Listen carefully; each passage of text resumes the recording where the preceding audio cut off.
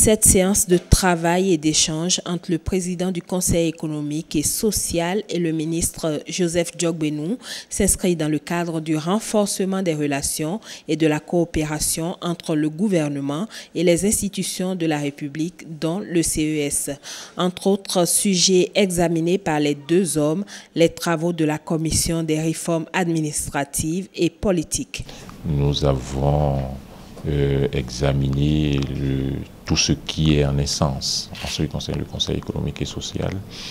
Et deuxièmement, vous savez que nous sommes dans un processus de réforme fondamentale de nos institutions. Et de ce point de vue, nous avons échangé quelques opinions là-dessus.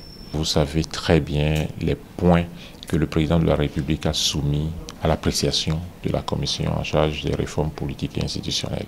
C'est sur ces points-là que la commission a travaillé et c'est sur ces points que nous avons, dans la méthodologie que nous avons appliquée, interrogé la plupart des institutions.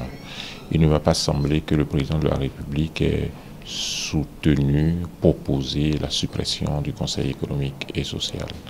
Et il faut savoir bien que c'est l'institution dans laquelle on retrouve ce qu'on peut appeler les forces vives de la nation. S'il y a des insuffisances, il vaut mieux les améliorer.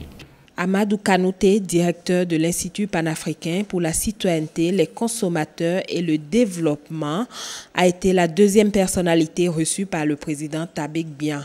Il est allé lui exposer un certain nombre de préoccupations relatives à la politique de santé en Afrique de l'Ouest.